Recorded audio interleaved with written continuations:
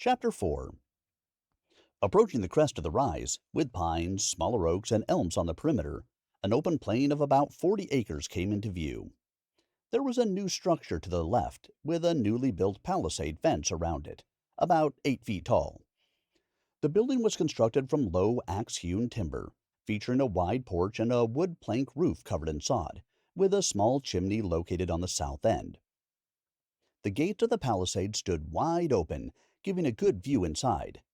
Behind it was the natives' village, with distinctive beehive-shaped huts with bound grass exteriors. Within were 40 or 50 of those family homes, with racks made for stretching and curing deer and buffalo hides, and my nose could tell all were still done in the traditional way, with cooked brain and oak bark tannins, not the lecherous, hateful burning chemicals some in Europe had begun using. My sensitive nose despised that. Besides, while those tanning methods may last longer, the leather does not breathe naturally, and here in Texas, they would be usable only 2 months a year, lest you die of dehydration. By comparison, properly brain-tanned deerskin can be easily worn year-round, as long as a single thin layer of homespun cotton is the only underlayer. The Waiko were already in the last weeks of harvesting their crops of corn, squash, and beans. This was the first time I remember them growing tomatoes here. I can also smell a great quantity of muscadine grapes in the far stands of trees. Wild ones grow far up into trees, making them safe from foraging animals, but difficult to harvest compared to the meticulously maintained ancient vines of Europe. We dismounted and walked the horses to the rail and trough inside the little palisade. A man came walking out of the open door and sat in the rocking chair to the left, watching us. He wore a tall, crowned, light gray felt hat with a wide, round brim and rattlesnake and concho hatband. He had a roomy, natural-colored canvas shirt with a deerskin vest, most likely made here, in fact. His trousers were dark gray wool with properly designed vaquero boots, spurs still on, so he wasn't some former impresario used to sitting behind a desk. He had an apple in one hand and a small, wide-bladed skinning knife in the other. As I walked up to him, I observed that his thick mustache and unshaven whiskers were evenly matched with black and white. He looked up a bit, and the shadow of his hat lifted to reveal a man of Mexican origin. "Howdy, fellas," the man said, with no trace of Spanish predisposition in his voice. "What you need here?" His eyes darted back and forth quickly, surveying the two strangers. He set to peeling the apple, making a single, long, unbroken peel. "We were looking to pick up a few provisions if there are any here we could buy." I spoke plainly and politely, unsure of his title or purpose. "Well, what's your names?" he asked, almost finished with his apple peeling. "I am Randy Frog, and this is Art Metternich. I'm heading south. Got word my father isn't doing well. Got some kind of illness. All alone with my mama. I indeed was looking to buy a couple of pistols, maybe one of Patterson's revolver rifles, if you have any about." The man began nodding a little and cutting small wedges off his apple. "What is this place, anyhow?" "Frog, huh? Well, this here place is our little rangerin' post. Just built a couple of months back. Y'all lucky I'm here. We only use it to store things and stay in when we're in the area. My name's Antonio Flores. My cousin rode with Juan Sanguine. They brought me on here recent. Seems Waiko Injuns here been having trouble with Comanches now and again. Plus, there's some groups of Cherokee moving through these parts too, causing trouble off and on. One of them groups attacked a supply cart bringing in supplies, and we managed to run 'em off." Antonio looked up at us, squinting so much that his mouth opened slightly, revealing why the apple slices were so small. He had only one top tooth, I could see. After a short pause, he went back to his apple and continued. "The owners planned on setting up shop hereabouts, and had a mess of them Pattersons. Rangers bought all they could afford, but seems the 36 caliber ball these are chambered in ain't all that popular elsewhere. I was told we can sell them here to settlers, but none on credit. You got money? I can sell you what you need. We do. They're Australian guildings, but gold is gold. We need a rifle and a pistol each, plus shot, powder, and molds if you have 'em, I said. Gold is gold, Mr. Frog, that is true. He let a long, slow nod go. Come on in, he said, waving his knife toward the doorway, then cutting his apple into slices. We walked into the door, and with the depth of the porch, even with the 2 windows uncurtained, it was quite dark. Inside was a desk and chair to the left in front of one of the windows, and stacked all around the walls were crates and barrels. Mr. Flores stood and followed us inside, chomping his apple as he brushed past us, and went to a single crate on the floor at the back with no lid, and straw sticking out of it. There they are. Let me see your gherkins or whatever first, he said, spitting seeds on the floor. I reached inside my vest and pulled out the coin purse Clement had given me. I pulled out 5 guldens for him to view. He held out his hand, and after receiving all 5, he closed his hand and shook it up and down a bit, likely judging the weight with one eye closed and one-sided frown. No doubt his concentrating face. All right, that's enough for a rifle and pistol and whatnot each, I reckon. He shoved another whole slice in his mouth and pocketed the gold. They're all new ones, but most of the packing was busted up getting here when the wagon wheel fell in a gopher tunnel on the side of a hill, and they all fell out on the ground. We packed 'em up with straw after that. We shook a rifle and a pistol from the straw and ensured that the actions and disassembly for reloading were functioning properly. Looking around, I asked if he had any leatherworks, holsters and belts and chaps in the little storeroom. Yeah, them Injuns trade us stuff they make all the time. We got a load of belt buckles in last month. They made some good rigs for all of us using them Pattersons, too. They're up here hanging on the wall. I turned back towards the front of the small room and found a dozen or more new ones, made specifically for these revolvers, hanging on a series of pegs driven into the wall. Did the payment cover those, too? I asked. Reckon so. Not many people using these Pattersons. They're about the only ones fitting those. Go ahead. There's a stack of leather pants, shirts, chaps, bedroll covers, and such out back on a bench. Give me another 2 of them little bars you got, and y'all can pick out what you want from the stack. He finished his apple in one big mouthful, crunching it as he spoke. We went out the front door and around back to a long, foot-wide bench made of a half-log piled high with leather goods. After a few minutes, we each had a fringed pullover shirt made of deerskin and chaps, so we returned inside to show Mr. Flores and ensure he was agreeable with the arrangement. He was sitting behind the desk, making a note in a ledger, I assume, about our transaction. That's fine, Mr. Frog. Now I gotta say, there's a troublesome band of Comanches aroundabouts who are convinced there's some evil at work, and it's to blame for their misfortunes. I'd recommend you get to your folks and keep 'em safe sooner rather than later. In fact, about everyone round here is still riled up about one thing or another. Y'all keep safe, he said, starting on another apple, this time a Granny Smith green. Yes, sir, and you with your rangerin'. For what it's worth, these Waiko have always been good people. I'm glad to see you keeping a post here, I said as we turned to walk out. Yes, sir, they are. Be seeing you fellas. He never looked up from his peeling as though he was involved in a world record apple peeling length contest. We left after loading our pistols and ensuring the primer caps were set securely on the rifles as well. Arterous had taken off his Austrian jacket and left only his shirt on under his new buckskin blouse. Once we passed the edge of the hill and began back towards the path home, I caught him looking down at his garb and giving a silent little head-shaking laugh. What is it, Arterous, which you find amusing? I needed to know. After seeing my first American village and indigenous settlement, I would have clearly been an eyesore, which caused trouble.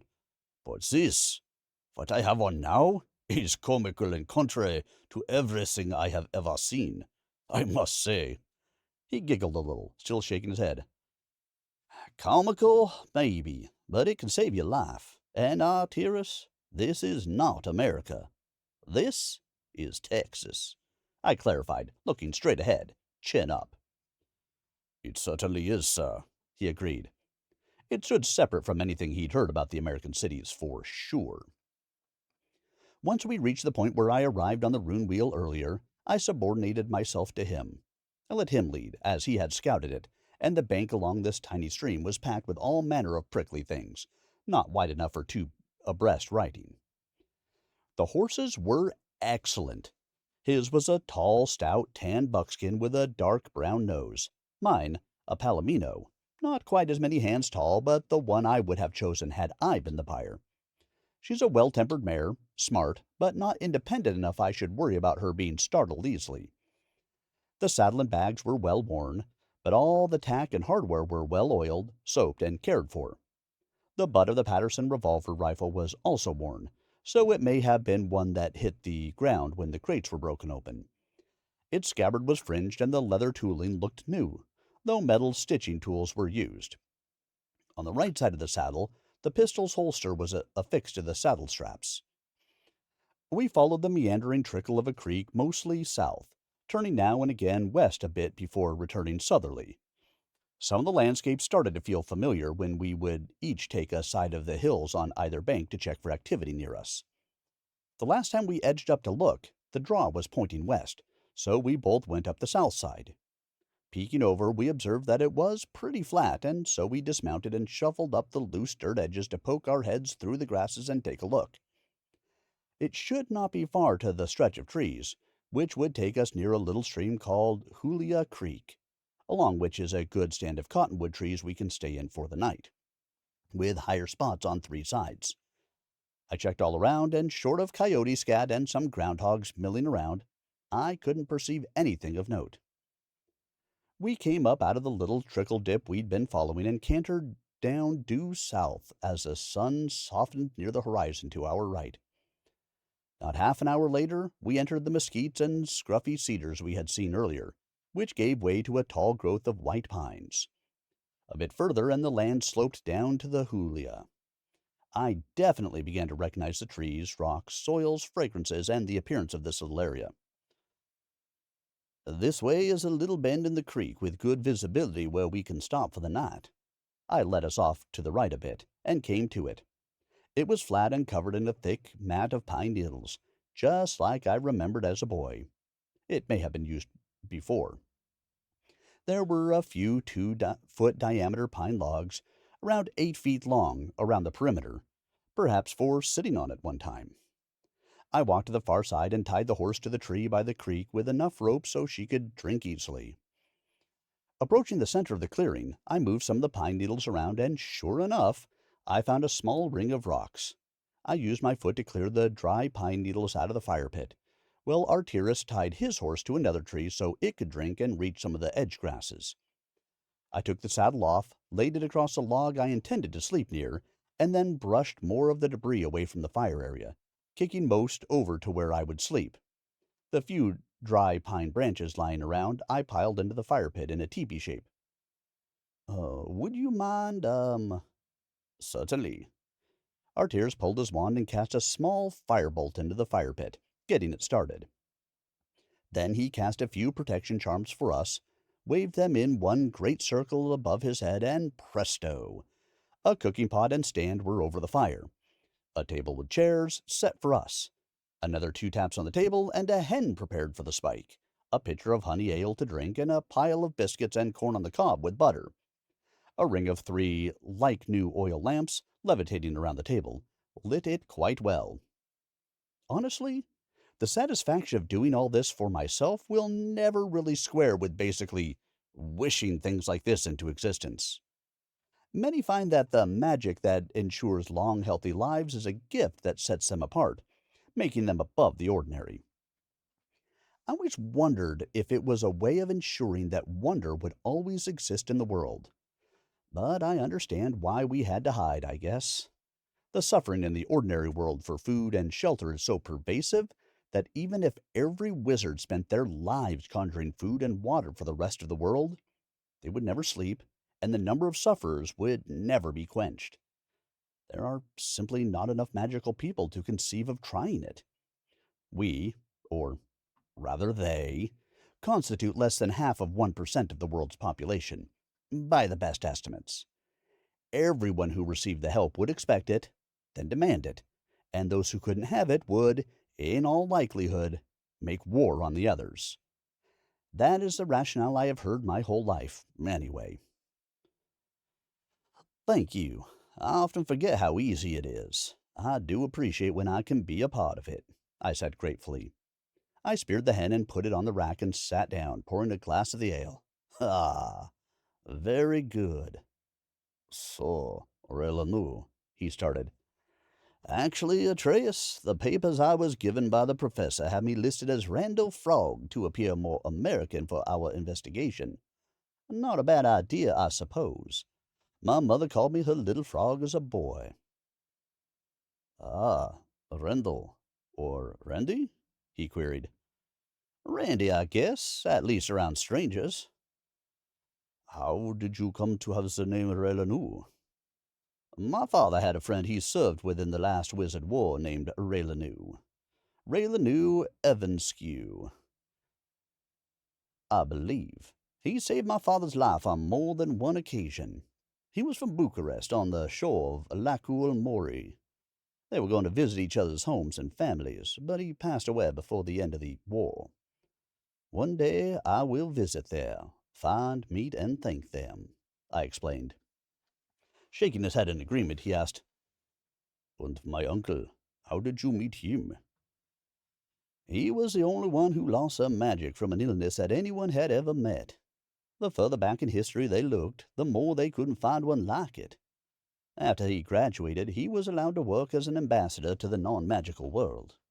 However, in his available time, he worked with the schools of Europe to try to establish a better diagnostic set of tools and training for people like him, especially if they were children. As it turned out, I was the only one who had their loss of natural causes. There were others, but their losses came at the hands of magical curses, diabolical actions, and known causes. The professors let us proceed through school, though, testing all parameters to determine what, if any, magic remained. If any abilities lingered, they could try and build on them. I knew, though, I would have none. Wanting to be able to at least identify magic, rare animals, and herbs, and operate at least competently in both worlds, I did my best. My uncle, he began, adjusting his weight, was completely distraught after his loss of power. He spent virtually a whole year in a hunting lodge of the royal family, barely speaking to anyone. We were all worried. I was only 5 at the time, and I remember him being so happy and playful with all of the little ones. I recall that as a young boy, I didn't understand why he fell into this melancholy. He had used the magic for only a couple of years fully, and was quite good. But as unnerving as the illness was for him, we were all relieved he survived it. As a little boy, I was glad I still had my uncle. He told us that at the end of the year, he started praying regularly. Not for his magic to return, he knew it was gone, but instead for the wisdom to comprehend what it was God may have in store for him. That, perhaps, is the loss of magic was for a greater purpose. As years passed, when he worked with a few professors who had agreed to help and study the extremely rare cases like his, and later yours, he became quite excited at the hard work you did, surrounded by those who were still gifted with magic. He saw those with magic as benefactors as of a gift. I suppose he is right. My father, who is his brother, would not allow the house help to do tasks for us, as they determined we should learn to manage on our own. For example, at the age of 10, he ordered the stable workers to stop caring for my horse. I had to shovel and restore his stall every day. I had to fill his oat bin with a shovel and a handcart. I had to brush him and do all the work a farrier would normally do to care for him. I had to fill his water trough with a bucket from the stream, rather than using the hand pump in the barn. By the time I was 12, he had me spend a whole month at the tuck shop in town to help build a saddle, start to finish. I began to love the work, and the lessons you learn on your own more than those taught to you by another. The hen should be about done. Leaning forward, I cut into it a bit, and it was. I pushed it off the spike with a fork and onto a plate. Is that why we must cook the bird instead of it being ready when you conjure it? Yes, I find they are better cooked to taste than simply conjured, he said as he came to the table. We dined, and I went to lie down on the pine needle pad I made, laying the overcoat on it. I took off my jacket and rolled it for a pillow, as it was still quite warm, even though the sun had been gone for about an hour now. Throughout the night I detected the presence of coyotes, bobcats, raccoons, skunks, gophers, and several frogs and toads. I also heard tunneling crawdads working in the creek and 2 king snakes. The charms must have included animal life as well. None, except the crawdads, were closer than 100 yards, and their sounds were almost inaudible to me. Arterous shook his wand once at the table, and it all vanished. A few embers from the fire danced away from it, drawn to the vacuum where the table had been. Another waved towards the log opposite the fire from me, and a quite comfortable cot with nice bedding appeared, under a small canvas shroud striped in his family's crest colors. He then also lay down. By midnight, the sounds that used to comfort me here had kept waking me up, just the ones from inside our protective bubble. I heard some moss on a rock at the creek and plugged my ears. I found some moss on a rock at the creek and plugged my ears. It helped a little. All I was hearing now was the white threads of nearby mushrooms spreading under the carpet droppings of the trees. I found it soothing. Growling and cooing woke me. McCourt was on the ground near my head with a mouse in front of him, and I could smell food cooking, and nasty boiled trail coffee. Not the Turkish coffee I had forgotten to pack. There was still a bit of low-lying mist around us. The burnt orange sun was not yet in our little depression of trees. Everything of mine, anyway, was damp. I sat up and looked around. Arterous was already up, frying bacon and eggs, his things all ready to leave, the table set. Cavalry captain indeed. "Good morning," I said as I stood, shook off my coat and duster, and began rolling up the overcoat. "Morning, sir. I rose at the darkest hour and took a quick look ahead to verify our route. It is a gently rolling, prairie, with one stream bed that we cross, which has run dry. We should arrive at Vunvel prison by mid-afternoon. I caught sight of some Comanche braves riding away from our pass. I don't think they had any notion of us. There were some other riders fumbling around us about 4 miles east, perhaps trying to pursue the Comanche," Arterous said as he finished at the fire and slid the meal onto the plates. "It smells fantastic. Thank you again," as I pulled the seat out and sat down. "I do not want to stop until we reach home, if that is all right." "I agree. We need to quicken the pace to begin this inquiry," he agreed. We finished eating, saddled the horses, and checked our equipment, tying it again. He then pointed his wand at the area in a small circle, and everything returned to its original condition. I made sure to wind the watch, providing what protection it could for travel, and we mounted up. We crossed the stream, through the small wood, and up the rise to where the plain opened up. It appeared downhill from here for a long way, not something I remembered as a child when I had been here before. Knowing the tendency of my mind to wander in my youth, ground squirrels, javelinas, and grass spiders probably distracted me from my concerns about topography. Still, good news if it held. We alternated between short runs and quick trotting, depending on the ground and whether we were on top of a rise or not, trying to limit our outline to anyone in the distance. We were lucky, and the rest of the ride passed uneventfully. When I spotted the low depression with some outcroppings of rock that marked the boundary of my family's homestead, I pulled my pocket watch out and checked the time. About a quarter after 3 o'clock. As we reached and crested over the little craggy rise, I felt the disorientation of the shimmer wall. Then we wound down about 60 feet in elevation to the depression, which was home to a stand of cedar and some live and post oaks with low, long limbs, having been lashed by wind and ice storms when they try every year to venture over the edge of the depression. Once at the bottom, we wound our way through the trees and came to the tall slabs of iron ore and sandstone mix, which formed the maze in which Wormwell was placed. They were between 6 and 10 feet tall, 2 to 3 feet thick, with a reddish rusty color, and I could tell Arterous was able to read the magical glyphs that marked the path, as he was making all the right turns without asking for my guidance. Mine was from memory now, as seeing those marks was impossible for me. I recall most of them from my youth, but not all of them. The area the homestead covered was 12 to 15 acres.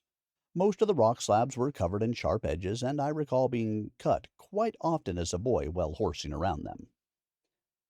The maze opened to a clearing, my home for so many years. It was the same beautiful log home, built for the previous warden, who served at the prison for the first 3 years after it was built, before he retired. It was better than new when my father assumed the duties of warden. It was worn smooth in the places where you put your hands and had additions like the small vegetable garden off to the left, featuring tomatoes, jalapenos, potatoes, corn, okra, and yellow crookneck squash. In boxes along the railing of the front porch, the only area open to the southern sun year-round, small herbs were planted. The round river rock chimney on the front of the house, with a small open hearth on the outside, had smoke lazily wandering up through the treetops. The split plank roofing had the same moss and lichen I remembered, only thicker and more widespread. The home was 2 stories tall, yet still nestled below the canopy of the trees. The horse stalls were to the far left, facing the open front yard. We passed through the split rail fence surrounding the yard, which reached from standing stone to standing stone. The bedsheets and laundry fluttering out back, I can hear on the clothesline. The lye soap rinsed free, but I could still sense it. I came off the saddle, landing with a little bounce and a smile bigger than that. I led the horse and Arterous to the stalls and took the saddle off. Mother had already filled the rail bin with alfalfa hay and the bucket with cool, clear water for both horses. If father's resting, I don't want to wake him, so I say we should proceed quietly. We both try to knock as much trail dust off ourselves as we can. Art's bowler cap not as effective as my nice proper hat. Far to the right, between an arch of the natural stone formations, is an iron cage with inscriptions all over it. A large lock housing behind it. About 20 feet through the natural rock tunnel, the door to the actual prison was located. Is that the prison over there? He pointed to it, having followed my glance at it. Yes, that's Wormwell, I said.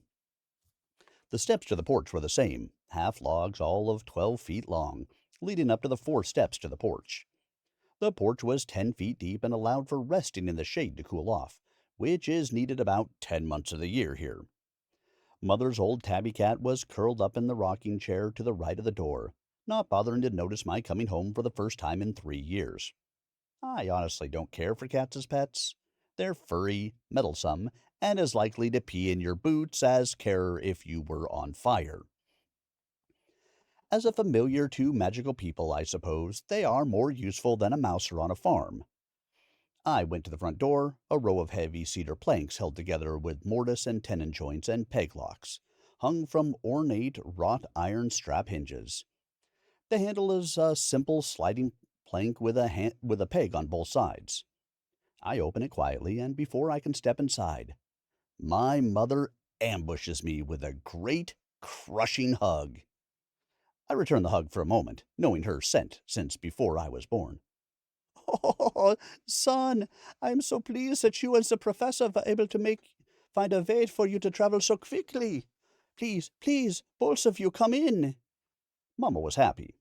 She let go, briefly waving her hands for us to come in from outside, and hustled around us to shut the door. Mama, is father asleep? Or can I go look in on him?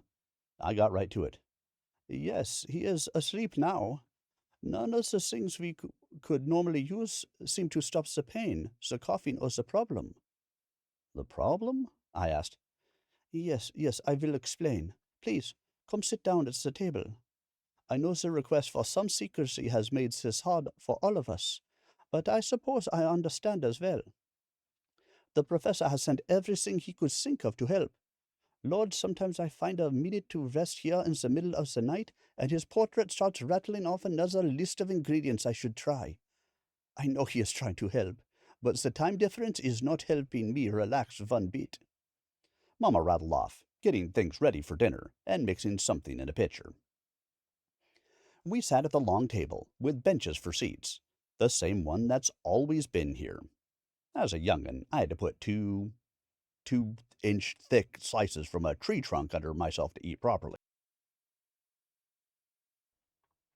Upon examining the area, it appears to be similar. Father's high-backed chair still near the fireplace, his bookshelf in arm's reach.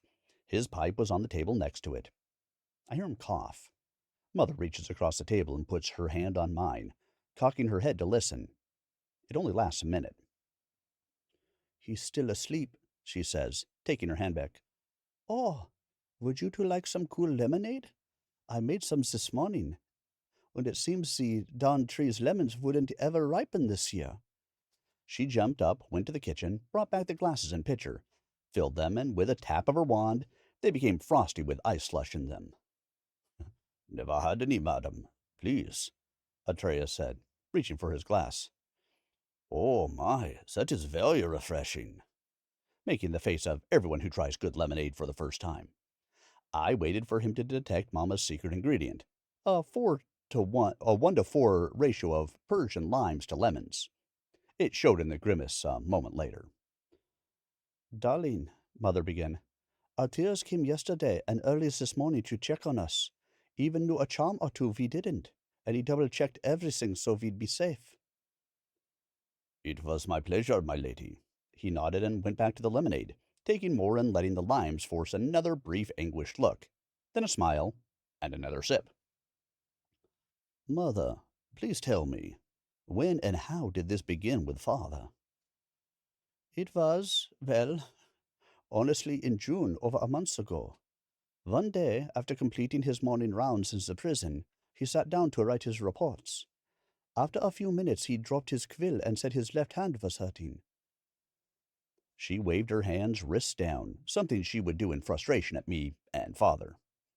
That night, after he escorted the priest to visit the few prisoners who wanted to meet with him, one of his fingernails on his left hand was blackened.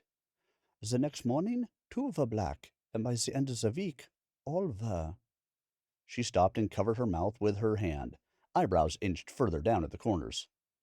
At first, we thought it was a fungus or some slime mold, but after 10 days, he couldn't use his hand at all. Well, you know your father. He didn't want to bother anyone. Remember when you were a boy, he had a spot on his shin that was kinda dark and grew? That was just a spider bite. By the time he let me examine it, it was about 2 inches in diameter. A simple portion of cantaloupe rind fixed it overnight. Mamma had said more in the last few minutes than I usually would hear out of her in a month. Her frantic tone worried me. So, after 10 days, that's when he first spoke with the professor, and since then we have tried everything. Finally, I said I'd had enough, and we had to let you know. The professor agreed. Since then, a dark line under the surface of the skin has proceeded up the arm, down his side, and to his foot as well. He cannot move that foot now. Of the original line, a branch started across his chest, and that's when the coughing began. The only thing that has marginally helped is the honey I give him in his hot tea. The honey made from the blooming jalapenos I grow up back, you know. She sighed and pushed her hands out of the table, exasperated. I am sorry he persuaded you to wait. They are concerned that it might be a dark or possibly ancient magic, which should be investigated. Do you think I could look in on him? I asked. Yes, please do, as quietly as you can. He has only been asleep for a couple of hours now. I would be happy to entertain Arterous for a few minutes. She smiled. I took another drink of the lemonade and stood up, stepping over the bench. I walked through the sitting area, to the back, and up the stairs, being cautious not to squeak on the stairs, gripping the railing tightly. At the top of the stairs sat my old toy box, my stuffed Pegasus still on top. I turned left and, seeing that Mother was watching, nodded that I should go ahead. I went on and opened his door slowly. He was lying on his side, facing away, so I went to his bed.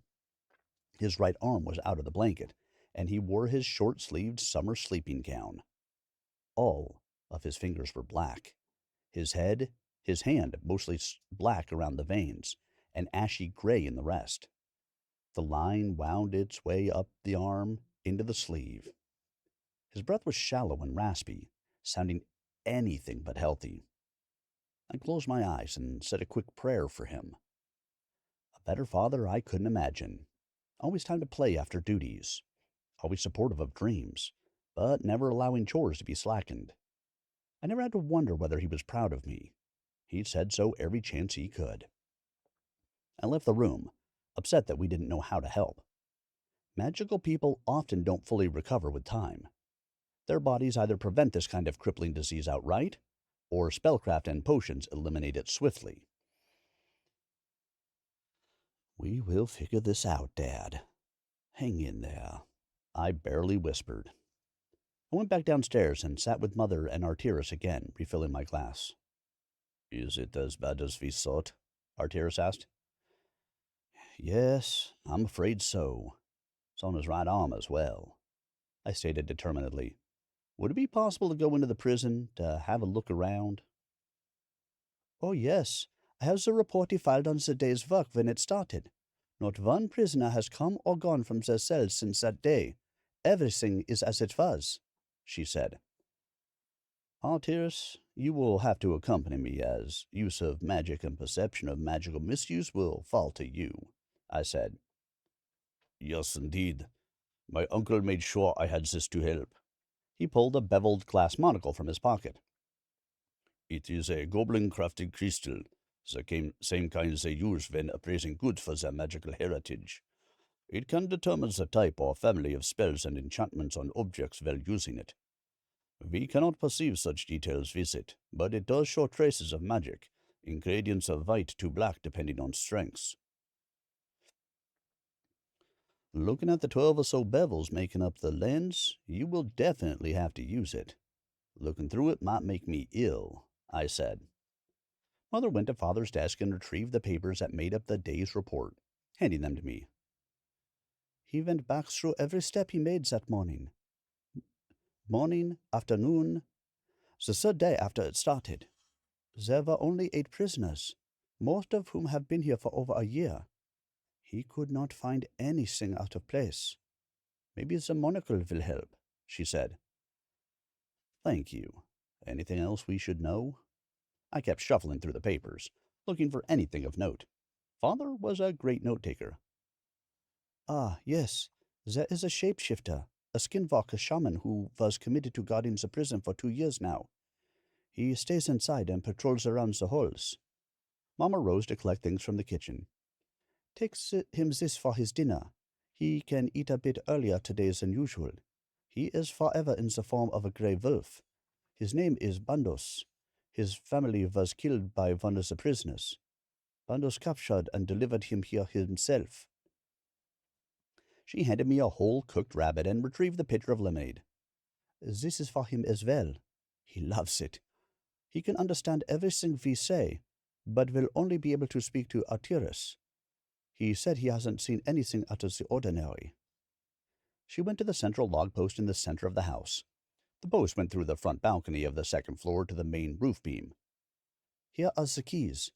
The large square-shafted one is for the main gate. The other is for the entrance door. The cell keys are bound to your father. No one else can use them, but the main gate key will work. I will tell Bandos you are coming in so he doesn't attack you. That's a good idea, I said with a chuckle. Mother went to the central log post in the front room, supporting a main beam for the second floor and roof beams. On it was a silver plaque with a trumpet flower-shaped copper horn. It was on the back of the post, as viewed from the front door, and I hadn't detected it until she went to it. She spoke into it. Bandos, our son and a friend are coming in to look around, to see if they can find anything which could have hurt John. Please be kind and show them around. The voice had a distant echo to it. That wasn't there when I left. What is it? I asked. No. When Bando said he had bound himself to guard the prisoner, John crafted this, and the identical ones you'll find in the prison. It lets us talk to him and each other any time we want, she explained. That's Dad, all right. No problem he can't overcome with his mind and a little elbow grease, I said, shaking my head. As with most people who choose to live on the frontiers or unsettled land, they often create, out of necessity, tools, techniques, or gadgets to suit a need, with no regard to whether the rest of the world could benefit from it. Often these inventions predate the commercially available ones by many years. All right, Mother, thank you. We won't be long. I carried the meal and a drink for Bandos, and let Arterous lead with the keys.